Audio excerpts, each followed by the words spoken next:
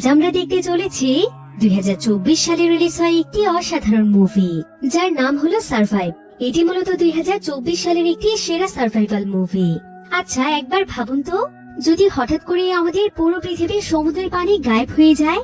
কিছুক্ষণ আগেও যেখানে প্রত্যেকটি সমুদ্রের কোনায় কোনায় পানি দিয়ে ভরপুর ছিল, তার ঠিক কিছুক্ষণ পরে পুরো পৃথিবীর সমুদ্রের পানি গায়েব হয়ে যায়। আর এমন সময় যদি আপনি বোটে করে সমুদ্রের একদম শেষ প্রান্তে বেড়াতে যান এবং আপনাদের বোটটি পানি গায়েব হয়ে যাওয়ার পর সমুদ্রের তলদেশেই আটকা পড়ে যায়, সেই সাথে সেখান থেকে কারো কাছে সাহায্য চাওয়ার মতো আর কোনো উপায় থাকে না। বোট নিয়ে নিজের শহরে ফিরে আসার সমস্ত রাস্তাও বন্ধ হয়ে যায়। এমনই এক ভয়ানক পরিস্থিতির মধ্যে বেঁচে থাকার জন্য আপনি কি করবেন? খাবার এবং পানি ছাড়া দিনের পর দিন ভয়ানক প্রাণীদের সঙ্গে লড়াই করে আপনি কি বাঁচতে পারবেন? এমনই এক ইউনিক একটি কনসেপ্ট নিয়ে তৈরি করা হয়েছে আজকের মুভিটি, যেটা শুরু থেকে শেষ পর্যন্ত পুরো গল্পটি অনেক ইন্টারেস্টিং। তাহলে চলুন ঘুরে আসা যাক ভয়ানক এক পানিবিহীন পৃথিবীর গল্প থেকে। তো গল্পটি শুরু হয় একটি সমুদ্রের মাঝখানে। এই সমুদ্রটির নাম ছিল ক্যারিবিয়ান ওশিয়ান। এখানে আমরা একটি বোটের মধ্যে ছোট্ট একটি পরিবারকে দেখতে পাই, যারা কিনা একটি ভ্যাকেশনে সমুদ্রে বেড়াতে এসেছে। তো এখানে আমরা টম নামক একজন ব্যক্তিকে দেখতে পাই। টম পেশায় ছিল একজন ওশিয়ানগ্রাফার। আসলে ওশিয়ানগ্রাফাররা হচ্ছে এমন এক ধরনের সায়েন্টিস্ট যারা কিনা সমুদ্রের নিচে থাকা জীবজন্তু এবং প্রাণী জগৎ সম্পর্কে রিসার্চ করে থাকে। তো টমের পরিবারে মোট 4 জন সদস্য ছিল। তার ওয়াইফ জুলিয়া, তার মেয়ে কেসি এবং তার ছোট ছেলে বেন। বেনের আসলে বার্থডে ছিল, আর মূলত বেনের বার্থডে সেলিব্রেশনের জন্যই তারা বোটে করে এই সমুদ্রে বেড়াতে এসেছে। তো পরিবারের সবাই যখন তাদের এই ভ্যাকেশন এনজয় করছিল, এমন সময় টমের ওয়াইফ জুলিয়া বোটের কিনারায় গিয়ে সোজা সমুদ্রের পানিতে লাফিয়ে পড়ে। আর সে সেখানে মজা করে সাঁতার কাটতে শুরু করে। কিন্তু পানিতে নামার পর তার কাছে আজকে পানির টেক্সচার কিছুটা অস্বাভাবিক মনে হচ্ছিল। তার কাছে সবকিছু কেমন যেন অদ্ভুত মনে হচ্ছিল। এদিকে টম তাদের বোটের মধ্যে সমুদ্রের পরিস্থিতি বোঝার জন্য যে সমস্ত ডিভাইসগুলো রেখেছিল, সেই সমস্ত ডিভাইসগুলোতেও হঠাৎ করে গ্লিচ হচ্ছিল, অর্থাৎ এগুলো উল্টো পাল্টা কাজ করছিল। এদিকে জুলিয়া যখন সমুদ্রে সাঁতার কাটছিল, তখন সে একটি অদ্ভুত ব্যাপার লক্ষ্য করে। সে দেখতে পায় যে তার আশেপাশে থাকা পানি অদ্ভুতভাবে জায়গা বদল করছে।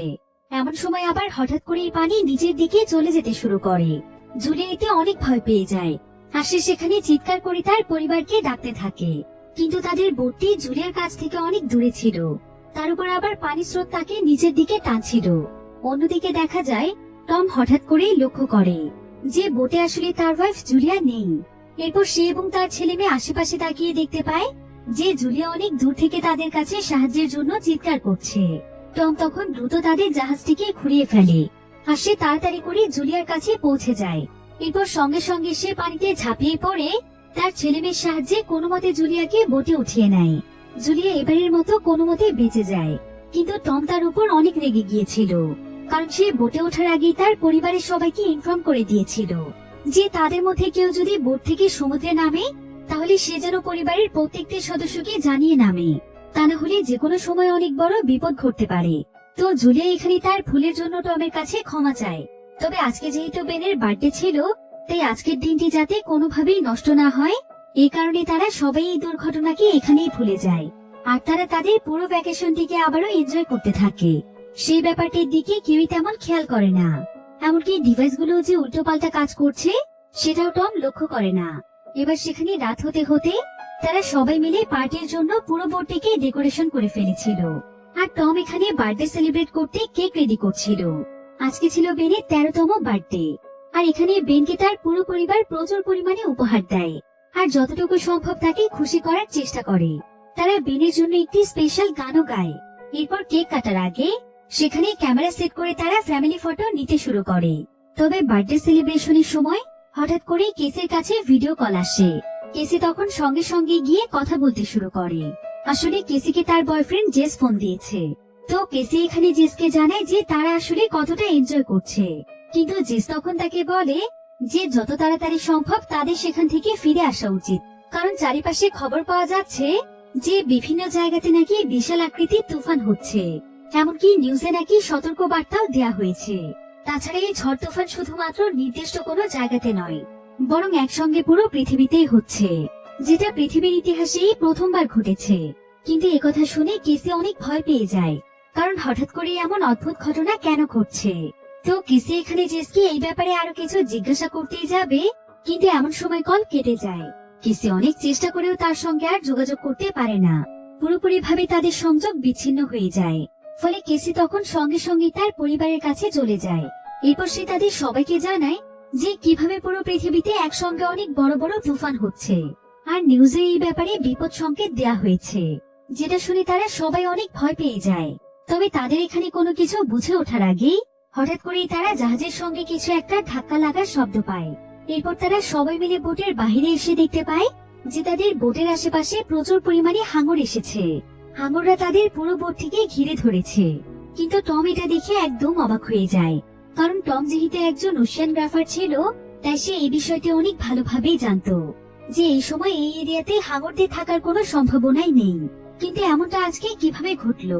তবে টম একটি বিষয় ভালোভাবেই বুঝতে পারে যে পৃথিবীর বিভিন্ন প্রাকৃতিক জিনিসের উপর ব্যাপক পরিমাণে পরিবর্তন এসেছে। কিন্তু এমন পরিস্থিতি মোকাবেলার জন্য টম এখন কি করবে কিছুই বুঝতে পারছিল না। এদিকে হাঙরের সঙ্গে তাদের বোটের অনেক জোরে ধাক্কা লাগার ফলে বোটের ইঞ্জিনের মধ্যে অনেক বড় একটি সমস্যা দেখা দিয়েছে। তাই এখান থেকে যেতে হলে তাকে প্রথমে ইঞ্জিন ঠিক করতে হবে, তবে এটার জন্য তাকে পানিতে নামতে হবে। তাই কিছুক্ষণ পর হাঙরেরা যখন সেখান থেকে চলে যায়, তখন টম সোজা পানিতে নেমে পড়ে।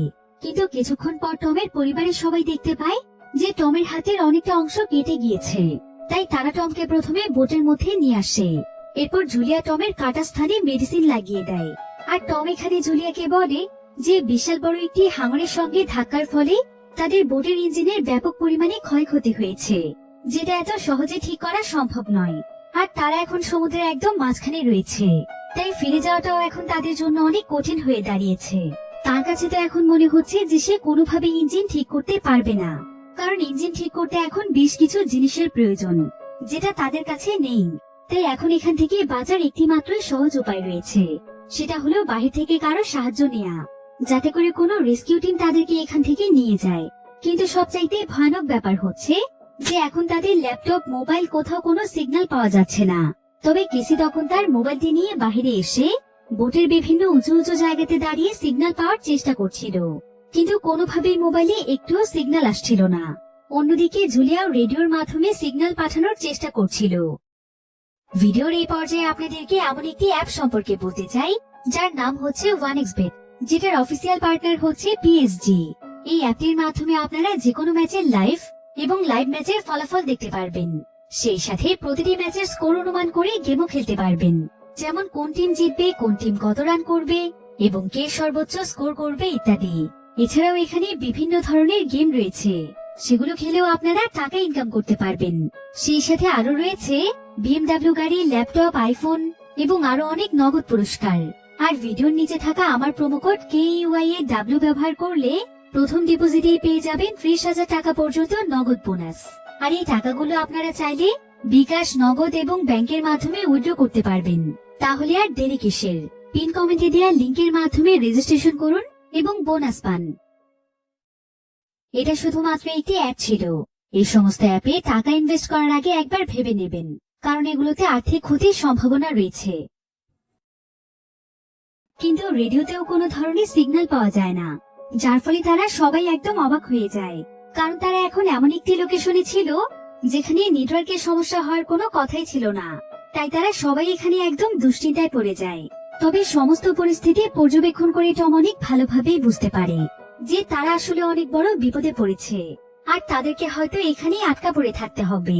এবার টম এখানে ক্যালকুলেশন করে সবাইকে বলে যে তাদের কাছে এখন মোট 4 দিন টিকে থাকার মতো খাবার এবং পানি রয়েছে।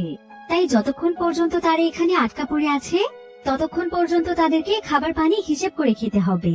তবে তাদের জন্য একটি প্লাস পয়েন্ট রয়েছে, সেটা হলো তাদের বোটটি এখন একটি শিপিং রুটে রয়েছে, আর এই রুট দিয়ে প্রতিনিয়ত বিভিন্ন মালামালবাহী জাহাজ চলাচল করে। তাই তারা খুব শীঘ্রই কোনো না কোনো জাহাজের সাহায্য পেয়ে যাবে। কিন্তু তারা তো কেউই এখন বাহিরের দুনিয়া সম্পর্কে কিছুই জানে না, যে বাহিরে আসলে কি ঘটছে।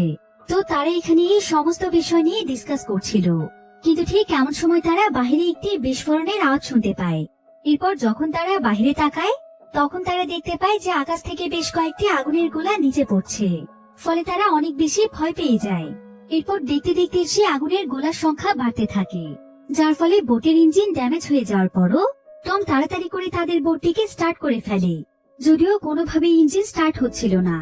আর এমন সময় তাদের দিকে বিশাল বড় একটি গোলা ধেয়ে আসছিল, কিন্তু সেই গোলাটি তাদের বোটের উপর পড়ার আগেই কোনো মতে ইঞ্জিন স্টার্ট হয়ে বোটটি সরে আসে, যার ফলে তারা এবারের মতো বেঁচে যায়।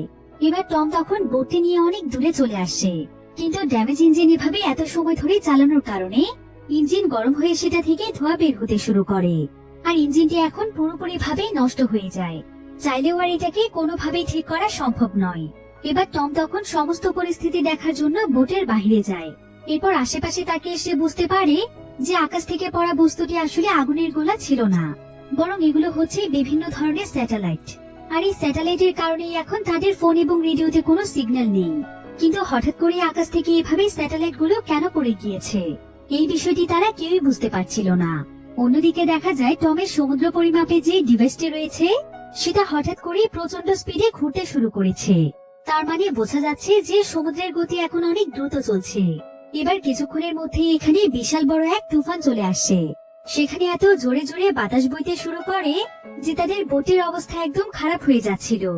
এমনকি পানির স্রোতের গতি বেড়ে যাওয়ার কারণে তাদের বোটটি এখানে কোনোভাবে স্থির থাকছিল না, যার ফলে তারা সবাই অনেক ভয় পেয়ে যায়, কারণ বোটটি একবার উল্টে গেলে পুরো বোটটি ডুবে যাবে আর তাদের আশ্রয় নেওয়ার মতো কোনো জায়গায় থাকবে না। এবার টম তার পরিবারকে সুরক্ষিত রাখার জন্য সে কোনো মতে তাদের সবাইকে নিয়ে বোটের উপরের দিকে চলে যায়। এরপর সে সবার জন্য বোট থেকে লাইফ জ্যাকেট বের করে আর সে দ্রুত সবাইকে সেটা পরিয়ে দেয়, যাতে করে বোট যদি কোনোভাবে ডুবে যায় তাহলে তারা যেন অন্তত পানিতেই ভেসে থাকতে পারে। তবে এমন সময় আবার তারা সবাই বুঝতে পারে যে পৃথিবীর গ্র্যাভিটির মধ্যে অদ্ভুত এক ধরনের পরিবর্তন এসেছে, কারণ হঠাৎ করেই তাদের প্রত্যেকের নাক দিয়ে রক্ত বের হচ্ছিল, যেটার মানে হচ্ছে পৃথিবী হয়তো এখন উল্টো দিকে অবস্থান করছে। তারা এই সমস্ত বিষয় নিয়ে অনেক বেশি ভয় পেয়ে যায়। এরপর দেখতে দেখতে কখন যে তারা ঘুমিয়ে পড়েছে তারা নিজেও জানে না, কারণ চোখ খুলেই তারা দেখতে পায় সকাল হয়ে গিয়েছে। বাহির থেকে সূর্যের আলো তাদের বোটের মধ্যে প্রবেশ করেছে। এবার আশেপাশে তাকিয়ে তারা দেখতে পায় যে তাদের বোটের বিভিন্ন জায়গা একদম ভেঙে চুরে নষ্ট হয়ে গিয়েছে। এরপর টম এবং তার পরিবার যখন বোট থেকে বেরিয়ে আসে তখন তারা আশেপাশের পরিস্থিতি দেখে নিজের চোখকে যেন বিশ্বাস করতে পারছিল না, কারণ তারা এখানে দেখতে পায় যে হঠাৎ করে সমুদ্রের সমস্ত পানি গায়েব হয়ে গিয়েছে। সেই সাথে তাদের বোটটি এখন মাটির উপরে রয়েছে, চারিপাশে এক ফোঁটাও পানি ছিল না। তবে প্রথমে তারা ভাবছিল যে তাদের বোটে হয়তো তুফানের কারণে কোনো মরুভূমিতে এসে পড়েছে, কিন্তু কিছুক্ষণ লক্ষ্য করেই তারা বুঝতে পারে যে বোটটি এখন যেই মাটির উপর দাঁড়িয়ে আছে সেই মাটিটি আসলে সমুদ্রের নিচেরই মাটি, কারণ মাটির উপরের বিভিন্ন স্থান এখনো ভেজা ছিল।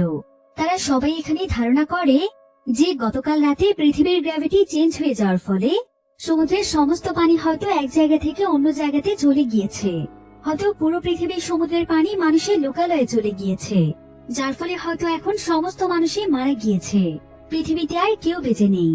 আসলে পৃথিবীর প্রায় 70% অংশে রয়েছে পানি এবং বাকি সবকিছুই হচ্ছে 30%। আর এই 70% পানি যদি জায়গা বদল করে সেই 30%তে চলে যায় তাহলে পৃথিবীতে মানুষের টিকে থাকার সম্ভাবনা খুবই কম রয়েছে। এবার টম এখানে তার একটি ডিরেকশন কম্পাস ব্যবহার করছিল, এটা জানার জন্য যে সে এখন পৃথিবীর কোন দিকে রয়েছে, কিন্তু কম্পাসটি কোনোভাবেই ভালো মতো কাজ করছিল না। তবে কম্পাসটির এমন অদ্ভুত আচরণ দেখে টম বুঝতে পারে যে পৃথিবীর কোণ একদম বদলে গিয়েছে, যার ফলে সমুদ্রের বাহিরের অঞ্চলগুলোতেও অনেক ক্ষয়ক্ষতি হয়েছে। তাদের আত্মীয় স্বজন কাছের মানুষ কেউই হয়তো এখন আর জীবিত নেই। কিন্তু এসব কথা জানতে পেরে কেসি কাঁদতে কাঁদতে তার রুমে চলে আসে। সে আসলে তার বয়ফ্রেন্ডের জন্য অনেক দুশ্চিন্তায় ছিল, কারণ তার কাছে মনে হচ্ছিল যে তার বয়ফ্রেন্ডও হয়তো এখন আর জীবিত নেই। অন্যদিকে বেনের গতকাল রাতের যে বার্থডে বেলুন ছিল সেই বেলুনগুলোকে বেন একত্রিত করে সোজা আকাশে উড়িয়ে দেয়, যাতে করে তাদের আশেপাশে যদি কোনো মানুষ জীবিত থাকে তাহলে এই বেলুনের সিগন্যাল পেয়ে যেন তাদের কাছে চলে আসে। এতে করে তারা সবাই মিলে একসঙ্গে ভালোভাবে সার্ভাইভ করতে পারবে। যদিও তারা নিশ্চিত ছিল যে পৃথিবীর কেউ বেঁচে নেই, কিন্তু তারপরও সমুদ্রে যদি তাদের মতো আরো জাহাজ রয়েছে যেখানে তাদের মতোই হয়তো কোনো মানুষ বেঁচে আছে, তাহলে তারা নিশ্চয়ই সিগন্যাল পেলে তাদের কাছে আসবে। তাই টম তখন একটি রেডিওর মাধ্যমে তাদের আশেপাশে থাকা বোটের দিকে কিছু সিগন্যাল পাঠাচ্ছিল, যাতে করে সিগন্যাল পেলে তাদেরকে কেউ সাহায্য করতে আসে। তবে অনেক সময় যাবৎ চেষ্টা করেও কোনো ধরনের সিগন্যালই পাওয়া যায় না, যার ফলে তারা হাল ছেড়েই দিচ্ছিল। কিন্তু হঠাৎ করেই দেখা যায় যে ছোট্ট একটি সাবমেরিনের সঙ্গে তাদের কানেকশন তৈরি হয়ে যায়। এতে করে তারা সবাই একদম চমকে ওঠে। সেই সাবমেরিনটিতে নাটো নামক একজন ব্যক্তি ছিল, আর সে এখানে টমকে জানায় যে গতকাল রাতে তাদের সঙ্গেও আসলে কি ঘটেছিল। নাটো বলে যে হঠাৎ করে যখন তুফান শুরু হয়েছিল তখন তারা তাদের সাবমেরিন নিয়ে সমুদ্রের অনেক গভীরে ছিল, আর এক পর্যায়ে তারা লক্ষ্য করে যে সমুদ্রের পানি নিচের দিকে চলে যাচ্ছে, সেই সাথে পানি এক জায়গা থেকে অন্য জায়গাতে শিফট হচ্ছে। আর এক পর্যায়ে এই পানির গতি এতটাই বেড়ে যায় যে তার সঙ্গে তার যতগুলো সঙ্গী ছিল তাদের সবাইকে এই পানির স্রোত ভাসিয়ে নিয়ে যায়। এখন তাদের সাবমেরিনে শুধুমাত্র সেই বেঁচে আছে। তো এবার তারা দুজন মিলে এখানে ডিসকাস করছিল যে তারা কিভাবে এই কঠিন পরিস্থিতি মোকাবেলা করবে, কারণ তারা ভাবছিল যে এখন হয়তো কেউ জীবিতই নেই যারা কিনা তাদেরকে সাহায্য করতে আসবে। তাই তাদেরকে এখন নিজেদের বেঁচে থাকার রাস্তা খুঁজে বের করতে হবে। এবার নাটো এখানে টমকে জানায় যে সে একজন রিসার্চার, আর সে তার রিসার্চের নলেজ দিয়ে একটি বিষয় ক্যালকুলেশন করে বের করেছে। সেটা হলো পৃথিবীর মাধ্যাকর্ষণ শক্তির পরিবর্তনের ফলে সমস্ত সমুদ্রের পানি অন্য জায়গাতেই শিফট হয়ে গিয়েছে। তবে মাত্র এক সপ্তাহের মধ্যে পৃথিবীর সবকিছু আবারও ঠিক হয়ে যাবে, তখন সমুদ্রের পানিও আবারও নিজেদের জায়গাতেই চলে আসবে। তবে তার কাছে যেহেতু সাবমেরিন রয়েছে তাই সে কোনো না কোনো ভাবে সার্ভাইভ করতে পারবে। কিন্তু টমের জন্য বিষয়টি অনেক বিপজ্জনক, তাই যত তাড়াতাড়ি সম্ভব টমকে একটি সুরক্ষিত জায়গা খুঁজে বের করতে হবে। তাকে তার পরিবারকে নিয়ে যে কোনো উঁচু একটি স্থানে যেতে হবে। কিন্তু টম খুব ভালোভাবেই জানতো যে সমুদ্রের এত পরিমাণ পানি যদি আবারও এখানে ফিরে আসে তাহলে তাদের বাঁচার আর কোনো সম্ভাবনাই থাকবে না। তাই টম এখানে নাটোকে অনেক অনুরোধ করে যাতে করে নাটো তার পরিবারকে তার সাবমেরিনে আশ্রয় দেয়। কিন্তু নাটো এখানে টমকে জানায় যে তার সাবমেরিনের ধারণ ক্ষমতা খুবই কম, সর্বোচ্চ 3 জন মানুষ এখানে একসঙ্গে থাকতে পারবে, তাই সে চাইলেও তার পরিবারকে কোনোভাবে আশ্রয় দিতে পারবে না। তবে টম তখন তাকে জানায় যে সে এক্ষুনি তার সাবমেরিনের কাছে আসছে, সে যেন শুধুমাত্র তার সন্তান দুটোকে সেখানে আশ্রয় দেয়। সে তার সন্তানদেরকে সেখানে রেখে তার ওয়াইফ জুলিয়াকে নিয়ে কোথাও চলে যাবে। আর নাটো যদি তাকে এভাবে সাহায্য করে তাহলে এর বিনিময়ে সে তাকে তাদের সমস্ত খাবার দিয়ে দেবে। একথা শুনে টমের প্রস্তাবে নাটো রাজি হয়ে যায়। নাটোর কাছে একটি ম্যানুয়াল ম্যাপ ছিল, তো সেখানে আশেপাশে সমস্ত লোকেশন ক্যালকুলেশন করে কোনোমতে তার লোকেশন বের করে টমকে দিয়ে দেয়। যদিও টমের ওয়াইফ জুলিয়া এখানে বাচ্চাদেরকে কোনোভাবেই তাদের কাছ থেকে দূরে রাখতে চাইছিল না, কিন্তু টম তাকে বোঝায় যে তারা যদি এখন এই কাজটি না করে তাহলে তারা হয়তো তাদের সন্তানকে বাঁচাতেই পারবে না। তাই সে জুলিয়াকে দ্রুত সবকিছু গুছিয়ে নিতে বলে। সে তাকে সমস্ত খাবারগুলো প্যাক করে ফেলতে বলে, কারণ যত তাড়াতাড়ি সম্ভব তাদেরকে নাটোর কাছে যেতে হবে। তবে নাটো তাদেরকে তার সাবমেরিনের যে লোকেশনটি দিয়েছে এখান থেকে সেই জায়গাতে পায়ে হেঁটে পৌঁছতে প্রায় 2 দিনের মতো সময় লাগবে। আর এই 2 দিনের মধ্যে তারা কোনো মতে তাদের সন্তানদেরকে সেখানে রেখে তারা দুজন চলে যাবে উঁচু কোনো জায়গার সন্ধানে। হতে পারে তারা দুজন হয়তো মারা যাবে, কিন্তু তারপর অন্তত তাদের সন্তানেরা বেঁচে থাকবে। এটাই হচ্ছে তাদের কাছে সবচাইতে বড় একটি ব্যাপার। এবার কিছুক্ষণের মধ্যেই তারা তাদের সমস্ত জিনিসপত্র প্যাক করে ফেলে। কিন্তু যখন তারা সেখান থেকে রওনা হতেই যাবে ঠিক তখনই টম দূরে একজন ব্যক্তিকে দেখতে পায় যে কিনা তার সঙ্গে একটি কুকুরকে নিয়ে তাদের দিকে আসছিল। তবে টমের এখানে লোকটিকে দেখে অনেক মায়া হয়, কারণ সে তার শরীরে আঘাত পাওয়ার কারণে ঠিক মতো হাঁটতে পারছিল না। লোকটিকে দেখে বেশ ক্ষুধার্ত মনে হচ্ছিল, তাই টম তখন দ্রুত তার কাছে 1 বোতল পানি এবং খাবার নিয়ে যায়। লোকটি অনেক তৃপ্তি সহকারে পানি পান করে, কিন্তু হঠাৎ করে সে এখানে টমের উপরে আক্রমণ করে বসে। অন্যদিকে জুলিয়া এটা দেখতে পেয়ে দ্রুত তার হাজবেন্ডকে বাঁচাতে আসছিল, কিন্তু এমন সময় লোকটি সেখানে এক ধরনের লোহা বের করে সঙ্গে সঙ্গে প্রচন্ড জোরে আঘাত করে টমকে মেরে ফেলে। জুলিয়া এতে বেশ ভয় পেয়ে যায়, আর সে টমের জন্য এখানে কাঁদতে শুরু করে। আর সে ভয়ে টমের কাছেও যেতে পারছিল না। কিন্তু জুলিয়া এখানে বেশ ভালোভাবে বুঝতে পারে যে ব্যক্তি আসলে কতটা নিষ্ঠুর প্রকৃতির মানুষ, কারণ তার হাজবেন্ড তাকে সাহায্য করার জন্য গিয়েছিল আর সে কিনা উল্টো তাকে এতটা নির্মম ভাবে মেরে ফেলেছে। তাই নিশ্চয়ই সে এখন তার এবং তার সন্তানদের উপর আক্রমণ করবে, এমনকি তাদের কাছে যে সমস্ত খাবার এবং পানি রয়েছে সেই সবকিছু হয়তো সে নিয়ে নেবে। তাই সেই লোকটি তাদের কাছে পৌঁছানোর আগে জুলিয়া দ্রুত তার সন্তানদের কাছে চলে আসে, আর সে তাড়াতাড়ি করে তাদেরকে লুকিয়ে পড়তে বলে। এদিকে সেই লোকটি তাদের দিকে এগিয়ে আসছিল, আর জুলিয়া এটা দেখতে পেয়ে তাড়াতাড়ি করে বোটের কেবিনের দরজা বন্ধ করে দেয়। আর সে বেন এবং কেসিকে সেখানকার ছোট ছোট বক্সের মধ্যে লুকিয়ে পড়তে বলে।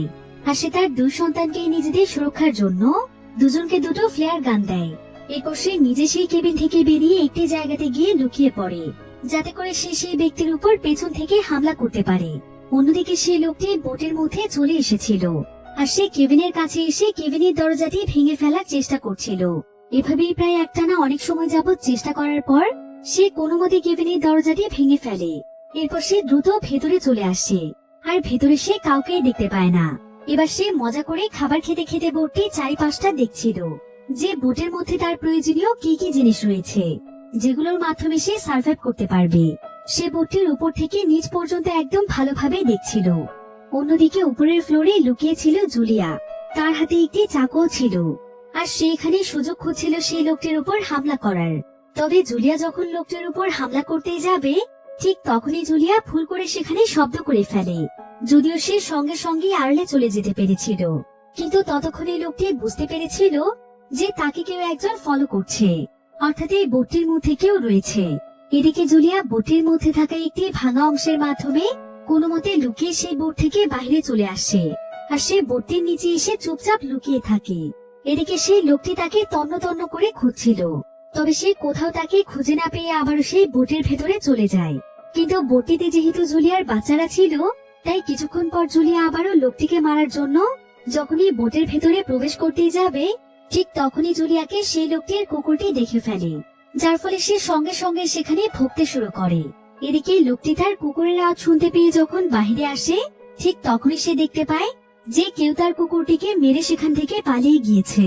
কিন্তু অন্যদিকে দেখা যায় যে জুলিয়া আসলে পালিয়ে যায়নি, সে চুপচাপ বোটটির একদম সামনের অংশে এসেছে। এরপর সে খুব সাবধানে আবারও বোটের মধ্যে উঠে পড়ে আর সে পরিকল্পনা করতে থাকে যে সে কিভাবে সেই লোকের উপর হামলা করবে। কিন্তু এমন সময় হঠাৎ করে সেই ব্যক্তি জুলিয়ার সামনে চলে আসে আর সে এখানে উল্টো জুলিয়ার উপর আক্রমণ করে দেয়। এমনকি সে এখানে তাকে মারতে মারতে তার কাছে জানতে চায় যে তাদের কাছে আর কোন কোন প্রয়োজনীয় জিনিস রয়েছে। সেই সমস্ত জিনিস যেন সে এক্ষুনি তাকে বের করে দেয়, তা না হলে সে তাকে মেরে ফেলবে। এদিকে কেসি আড়ালে থেকে এই সমস্ত কিছু দেখছিল আর সেই লোকটির কথাবার্তা শুনে বুঝতে পেরেছিল যে সে তার মাকে মেরে ফেলবে। তাই সে তখন সাহস করে চুপচাপ সেখান থেকে বের হয় আর সে খুবই সাবধানতার সাথে লোকটির চেহারার দিকে লক্ষ্য করে তার ফ্লেয়ার গানটি দিয়ে লোকটির চেহারায় শুট করে দেয়, যার ফলে সঙ্গে সঙ্গে লোকটির চোখ নাক সবকিছু একদম জ্বলে যাচ্ছিল।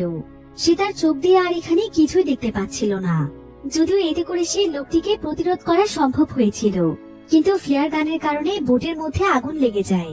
এদিকে জুলিয়া দ্রুত তার ছেলে মেয়েকে বোট থেকে বেরিয়ে যেতে বলে, তবে তাকে ছেড়ে তার ছেলে মেয়ে যেতে চাইছিল না। কিন্তু জুলিয়া তাদেরকে জানায় যে সে এক্ষুনি তাদের কাছে চলে আসবে। এবার বেন এবং কেসি যখন বাইরে চলে যায় জুলিয়া তখন চলে যায় বোটের একদম ভেতরে, যাতে করে সে তাদের জন্য পর্যাপ্ত পরিমাণে খাবার এবং পানি নিতে পারে।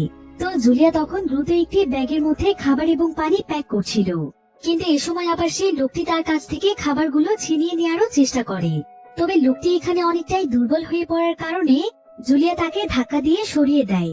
এরপর সে দ্রুত তাদের জন্য পর্যাপ্ত পরিমাণে খাবার প্যাক করে তাড়াতাড়ি করে বোট থেকে বেরিয়ে তার সন্তানদের কাছে চলে আসে। কিন্তু কেসি এবং বেন বাহিরে এসে তার বাবার লাশটি দেখে ফেলে আর তারা দুই ভাই বোন এখানে তার বাবার লাশটিকে জড়িয়ে ধরে প্রচন্ড কাঁদতে থাকে। জুলিয়াও এখানে এসে অনেক কাঁদছিল, কিন্তু কিছুক্ষণের মধ্যে সে নিজেকে সামলে নিয়ে তার সন্তানদেরকে বোঝায়। জুলিয়া তার সন্তানদেরকে বলে যে তার বাবা তাদেরকে বাঁচানোর জন্য অনেক চেষ্টা করেছে, তাই তাদের বাবার জন্য হলেও তাদেরকে বাঁচতে হবে, তাদেরকে দ্রুত এখান থেকে বেরিয়ে পড়তে হবে। এদিকে দেখতে দেখতেই তাদের পুরো জাহাজটি আগুন দিয়ে পুড়ে গিয়েছিল।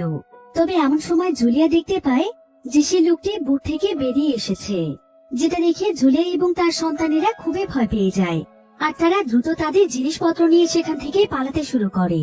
এদিকে কিছুক্ষণের মধ্যেই তাদের বোটের ভেতর বিশাল বড় এক বিস্ফোরণ ঘটে। অন্যদিকে জুলিয়া তার বাচ্চাদেরকে নিয়ে দৌড়তে দৌড়তে অনেকটাই দূরে চলে এসেছে। সে তাদেরকে নিয়ে সেদিকে যাচ্ছিল যেদিকে নাটো এবং তার সাবমেরিনটি রয়েছে। তবে টম জুলিয়াকে বলেছিল যে নাটোর কাছে পৌঁছতে তাদের প্রায় 2 দিন সময় লাগবে, তাই জুলিয়া যত তাড়াতাড়ি সম্ভব দ্রুত এগিয়ে যাওয়ার চেষ্টা করছিল। এভাবেই একটানা প্রায় কয়েক ঘন্টা পথ চলার পর তারা তিনজনই অনেক বেশি ক্লান্ত হয়ে পড়েছিল, তাই তারা একটি জায়গাতে এসে থামে আর তারা আজকের রাতটা সেখানেই কাটানোর সিদ্ধান্ত নেয়। তবে এতটা রাস্তা দৌড়ে দৌড়ে আসার কারণে তাদের তিনজনেরই অনেক বেশি পিপাসা পেয়েছিল। তবে তাদের কাছে যেই পানি ছিল সেটা ছিল হিসেবের, যদিও তারা যেই জায়গাটিতে রয়েছে সেই জায়গার নিচ দিয়ে একটি পানি স্রোত যাচ্ছিল, কিন্তু সেই পানি পান করার উপযোগী ছিল না। এদিকে বেন অনেক বেশি আপসেট হয়ে পড়েছিল, কারণ তার কাছে মনে হচ্ছিল যে তার জন্যই তার বাবা আজকে মারা গিয়েছে। কারণ সেই তার জন্মদিনের বেলুনগুলো আকাশে উড়িয়ে দিয়েছিল, যাতে করে কোনো মানুষ সিগন্যাল পেয়ে তাদের কাছে আসতে পারে। আর সেই লোকটিও হয়তো এই বেলুনের মাধ্যমেই তাদের কাছে এসেছে, আর সে তার বাবাকে নির্মমভাবে মেরে ফেলেছে। তাই বেন এখানে নিজেকে কোনোভাবেই ক্ষমা করতে পারছিল না। সে অনেক বেশি ভেঙে পড়েছিল, কিন্তু তার মা এখানে তাকে বোঝায় যে এখানে তার কোনো দোষ নেই, এই সবকিছু একটি দুর্ঘটনা ছিল। কিন্তু তাদের বাবার শেষ ইচ্ছে ছিল তাদেরকে রক্ষা করার, তাই এখন যেভাবেই হোক তাদেরকে বাঁচতে হবে, তাদেরকে এই ভয়ানক পরিস্থিতি মোকাবেলা করে টিকে থাকতে হবে। এদিকে কেসি তাদের ব্যাগের মধ্যে সেই ম্যাপটি খুঁজে পাচ্ছিল না, যেখানে সাবমেরিন পর্যন্ত পৌঁছানোর লোকেশন ছিল। তার মা জুলিয়া তখন তাকে জানায় যে আগুন লেগে যাওয়ার কারণে সেই ম্যাপটি সেখানেই পড়ে গিয়েছে, যার ফলে সে সেই ম্যাপটিকে তার সঙ্গে আনতে পারেনি। তাই এখন তাদেরকে সেই সাবমেরিন পর্যন্ত পৌঁছতে হয়তো অনেক কষ্ট করতে হবে। আর টম তাকে মৃত্যুর আগে সেই রাস্তার ব্যাপারে কিছু হিন্টস দিয়েছিল, হয়তো সেগুলোর মাধ্যমেই তারা কোনোভাবে সেই সাবমেরিন পর্যন্ত পৌঁছেই যাবে। কিন্তু এমন সময় জুলিয়া উপর থেকে নিচের দিকে তাকিয়ে দেখতে পায় যে সেই লোকটি এখনো তাদের পিছু করছে, আর সে আশেপাশে তাদেরকেই খুঁজছে। কারণ জুলিয়া তার সন্তানদেরকে নিয়ে বোট থেকে পালিয়ে আসার সময় সে তার সঙ্গে করে সেখানকার সমস্ত খাবার এবং পানিগুলো নিয়ে এসেছে, আর এই খাবার পানিগুলো ছিনিয়ে নেওয়ার জন্যই লোকটি তাদেরকে খুঁজছে। আর এটা দেখতে পেয়ে জুলিয়া তার সন্তানদেরকে নিয়ে খুব সাবধানে লুকিয়ে থাকে। এবার লোকটি সেখান থেকে অনেকটাই দূরে চলে গেলে জুলিয়া দ্রুত তার সন্তানদেরকে নিয়ে সেখান থেকে আবারও রওনা হয়। এরপর তারা প্রায় বেশ কয়েক ঘন্টা যাবৎ হাঁটতে থাকে। প্রচন্ড গরমের মধ্যে একটানা প্রায় এত সময় ধরে হাঁটার কারণে তারা সবাই অনেক বেশি ক্লান্ত হয়ে পড়েছিল। তাদের শরীরে সামনে এগোনোর সামান্যতম শক্তিটুকুও ছিল না। কিন্তু জুলিয়া কোনো মতে নিজেকে সামলে নিয়ে তার সন্তানদেরকে অনুপ্রাণিত করে, যাতে করে তারা কোনোভাবেই হাল ছেড়ে না দেয়। বাঁচতে হলে তাদেরকে যত তাড়াতাড়ি সম্ভব সাবমেরিন পর্যন্ত পৌঁছতে হবে। তবে এই সম্পূর্ণ রাস্তাগুলো যেহেতু সমুদ্রের নিচের অংশ ছিল, তাই এগুলো মোটেও সমতল ছিল না। এখানে অনেক উঁচু নিচু জায়গা, ছোট বড় পাথর এবং বিভিন্ন জায়গাতে অল্প অল্প পানিও জমেছিল, তাই তাদের দৌড়তে অনেক কষ্ট হচ্ছিল। তো এবার তারা দৌড়তে দৌড়তে যখন অনেকটাই দূরে চলে আসে, তখন তারা দেখতে পায় যে তাদের আশেপাশে প্রচুর পরিমাণে প্লাস্টিক পড়ে আছে। আর এগুলো হচ্ছে সেই সমস্ত প্লাস্টিক যেগুলো কিনা মানুষ জেনে শুনে বহু বছর ধরে পানির মধ্যে ফেলেছে। আর সেই সমস্ত প্লাস্টিকে সমুদ্রের তলদেশে জমা হয়েছে। আর সমুদ্রের তলদেশে এত এত প্লাস্টিকের বোতল দেখে তারা সবাই একদম অবাক হয়ে যায়। তবে এভাবেই তারা আরো অনেকটা রাস্তায় পার হয়ে চলে এসেছিল। কিন্তু এতদূর আস্তে আস্তে তাদের পান করার পানি একদম শেষ হয়ে যায়। তাদের কাছে খুবই সামান্য পরিমাণ পানি ছিল। আর এখানে পানি পিপাসায় বেনের অবস্থা যখন একদম খারাপ হয়ে যাচ্ছিল, তখন জুলিয়া বেনকে তাদের শেষ পানির বোতলটিও দিয়ে দেয়, যার ফলে এখন আর তাদের কাছে কোনো পানি থাকে না। কিন্তু এখানে কেসিও নিজের হাল ছেড়ে দিচ্ছিল, তার শরীরে হাঁটার মতো আর কোনো শক্তিই ছিল না। তাই কেসি এখানে কাঁদতে কাঁদতে বলে যে সে আর এক পাও এগোবে না, কারণ এটার কি কোনো গ্যারান্টি আছে যে তারা সেই জায়গাতে পৌঁছতে পারলে সাবমেরিন পাবে? এমনও তো হতে পারে যে নাটো নামের সেই লোকটি তাদেরকে মিথ্যে বলেছে। এমন ভয়ানক পরিস্থিতিতে তাদেরকে কারো উপর বিশ্বাস করাটা ঠিক হচ্ছে? তাছাড়া এখন প্রায় অনেকটা সময় পার হয়ে গিয়েছে, ফলে সমুদ্রের পানিরও ফিরে আসার সময় হয়ে গিয়েছে। তাই তারা যা কিছুই করুক না কেন, তাদেরকে যেভাবেই হোক মরতেই হবে, তাদের বাঁচার কোনো উপায় নেই। কিন্তু কেসির এসব কথা শুনে জুলিয়া প্রচন্ড রেগে যায়। আর সে তখন কেসিকে বলে যে তাদের এখন শুধুমাত্র তার বাবার কথা চিন্তা করা উচিত, যে তাদের বাবার শেষ ইচ্ছে ছিল তাদেরকে বাঁচানোর। তাই মৃত্যুর জন্য অপেক্ষা না করে তাদের বাঁচার চেষ্টা করা উচিত। এরপর তারা সবাই মিলে আবারও এগোতে শুরু করে। এবার কিছু দূর যাওয়ার পর তারা দেখতে পায় যে সেখানে একটি বিধ্বস্ত প্লেন পড়ে আছে, যেটা হয়তো অনেক বছর আগে ক্র্যাশ হয়ে সোজা পানিতে এসে পড়েছিল। এবার তারা সোজা সেই প্লেনের মধ্যে চলে যায়। তবে প্লেনটি বহু বছর ধরে পানির নিচে থাকার কারণে এর বিভিন্ন অংশে একদম জং ধরে গিয়েছে। তাই জুলিয়া আজকের রাতটা তার সন্তানদেরকে নিয়ে এখানেই কাটাতে চায়। এরপর তারা সবাই মিলে এই প্লেনটির মধ্যে বিশ্রাম নিতে শুরু করে। কিন্তু জুলিয়া এখানে প্রচন্ড কাঁদছিল। সে ভাবছিল যে মাত্র একদিনের মধ্যে তাদের জীবনটা কিভাবে এমন বদলে গেল। সে তার ভালোবাসার প্রিয় মানুষটিকেও হারিয়ে ফেলল, অথচ কাল রাতেও তারা একসঙ্গে কত সুন্দর সময় কাটিয়েছিল। এরপর জুলিয়া সেখানে তাদের সেই ফ্যামিলি ফটোটি দেখছিল, যেটা গতকাল রাতে বেনের জন্মদিনের পার্টিতে তারা তুলেছে। ছবিটি দেখে জুলিয়া অনেক বেশি ইমোশনাল হয়ে যায়। এমনকি কেসি এবং বেনও এখানে তার বাবার কথা মনে করে কাঁদছিল। কারণ তার বাবা সবসময় তাদের পুরো পরিবারটিকে আগলে রেখেছে। তো এভাবেই তারা দেখতে দেখতে সেখানে ঘুমিয়ে পড়ে। কিন্তু হঠাৎ করেই মাঝরাতে কেসির একটি শব্দ শুনতে পেয়ে ঘুম ভেঙে যায়। সে আসলে বাহিরে কারো হাঁটা চলার আওয়াজ পেয়েছিল, তাই সে কোনো কিছু চিন্তা না করেই বাহিরে দেখতে আসে। কিন্তু এখানে দেখা যায় যে এখানে সেই লোকটি চলে এসেছে যে কিনা তাদের বাবাকে মেরে ফেলেছিল। আর কেসি যখন সেখানে দাঁড়িয়ে ছিল, ঠিক তখনই সেই লোকটি পেছন থেকে কেসির উপর হামলা করতে আসে। তবে আসলে কেসি তার মায়ের সঙ্গে প্ল্যান করে এখানে বেরিয়েছিল, কারণ তারা অনেক ভালো করেই জানতো যে সেই লোকটি এখানে এসেছে। এবার সেই লোকটি এখানে কেসির উপর আক্রমণ করার আগেই কেসির মা জুলিয়াই পেছন থেকে লোকটির উপর হামলা করে দেয়। আর সে তাকে সেখানে খুবই বীভৎসভাবে হত্যা করে এবং সে তার ভালোবাসার মানুষকে হত্যার প্রতিশোধ নেয়। আপাতত তারা তাদের সবচাইতে বড় বিপদ থেকে রক্ষা পেয়েছে। তো এভাবেই দেখতে দেখতে কোনো মতে রাত পেরিয়ে সকাল চলে আসে। এবার কেসি এবং জুলিয়া যখন বাহিরে আসে, তখন তারা দেখতে পায় যে সেই লোকটির লাশটি এখানে আর নেই।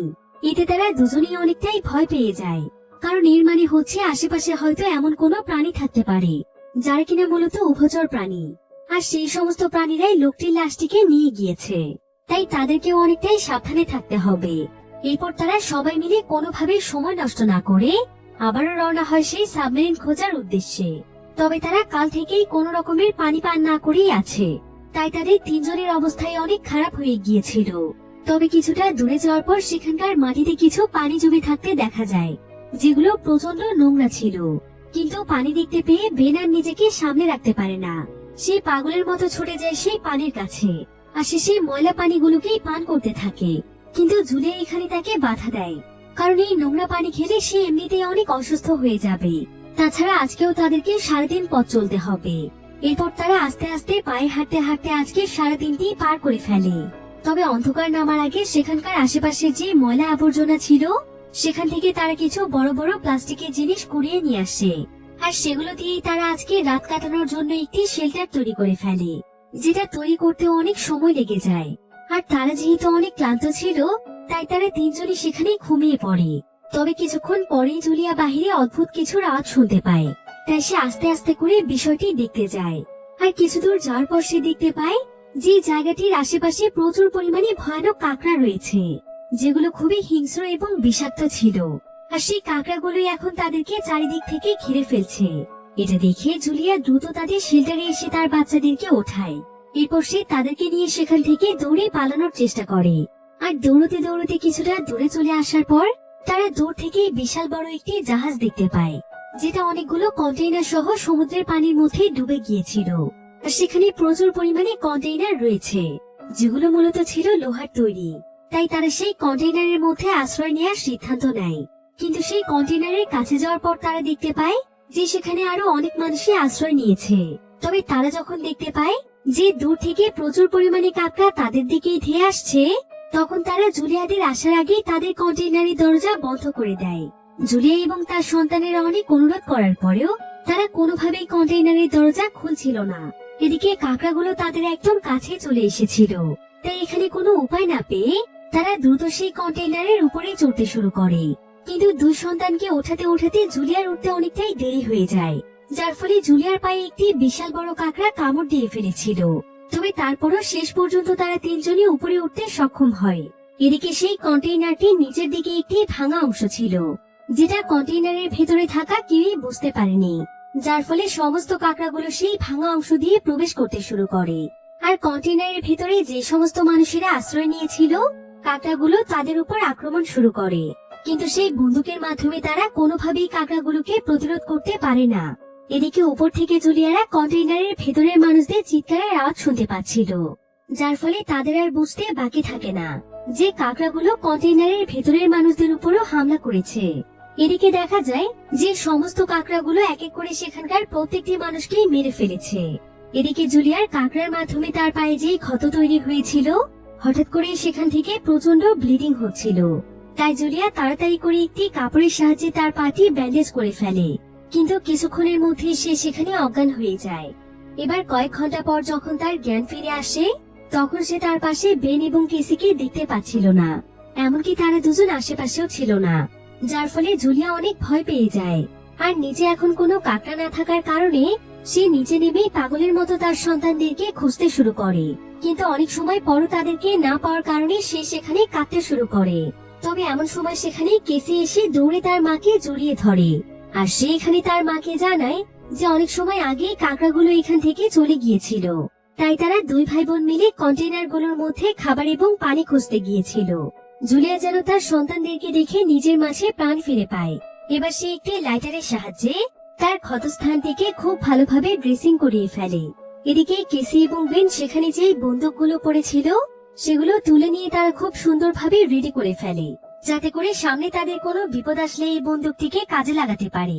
আর এখানে কাঁকড়ার আক্রমণে যে সমস্ত মানুষেরা মারা গিয়েছিল তাদের কিছু খাবার এবং পানি পড়েছিল।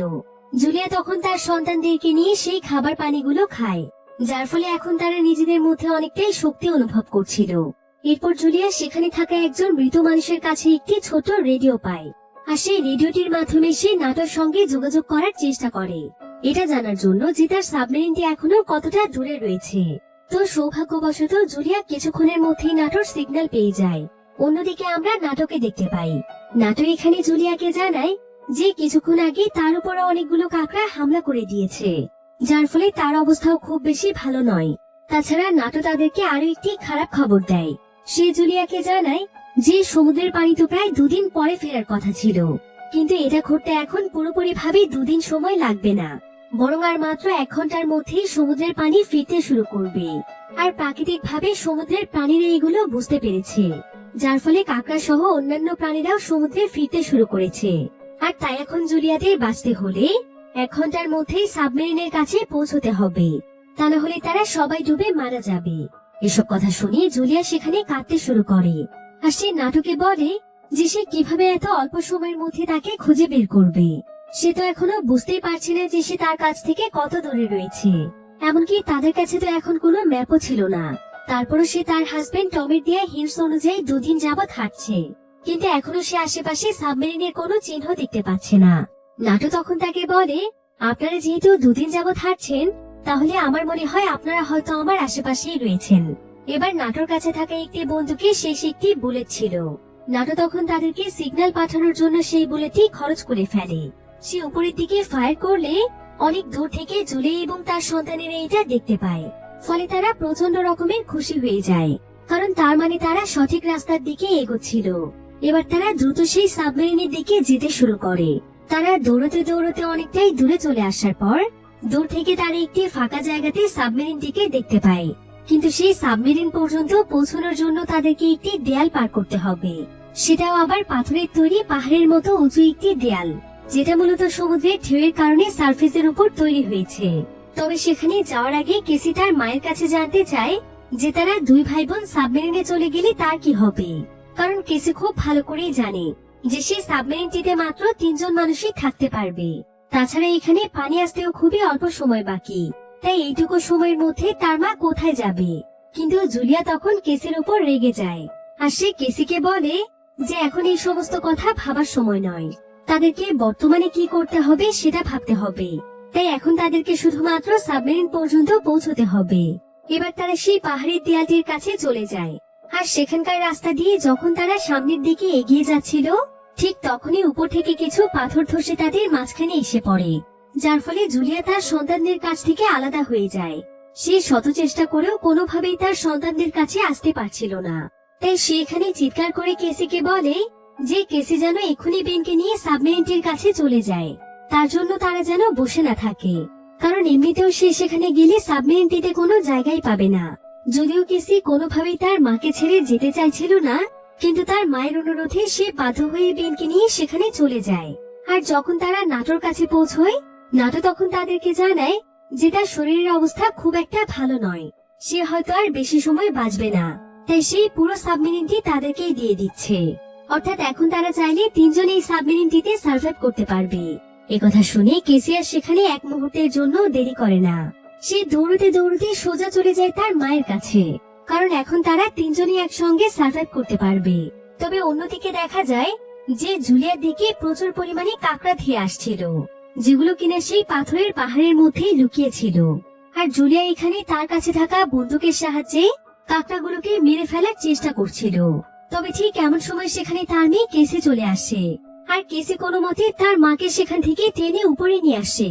এরপর তারা দৌড়ে সাবমেরিনের দিকে যেতে শুরু করে, কিন্তু ততক্ষণে সেই কাঁকড়াগুলো তাদের পেছনে লেগে গিয়েছিল। তবে তারপরও তারা কোনো মতে গিয়ে সোজা সাবমেরিনটির উপরে উঠে পড়ে। কিন্তু অন্যদিকে দেখা যায় যে তাদের দিকে বিশাল বড় সমুদ্রের ঢেউ ধেয়ে আসছে, অর্থাৎ সমুদ্রের পানি আবারও ফিরতে শুরু করেছে। ফলে তারা সবাই প্রচন্ড ভয় পেয়ে যায়, আর তারা যত তাড়াতাড়ি সম্ভব কোনো মতে সাবমেরিনটির মধ্যে ঢুকে পড়ে। তবে ততক্ষণে সমুদ্রের পানি তাদের পুরো সাবমেরিনটিকে গ্রাস করে ফেলে, আর সমুদ্রের পানির বিশাল বড় ধাক্কায় তারা তিনজনই সেখানে অজ্ঞান হয়ে যায়। এবার প্রায় কয়েক ঘন্টার সময় পার হওয়ার পর তাদের জ্ঞান ফিরে আসে।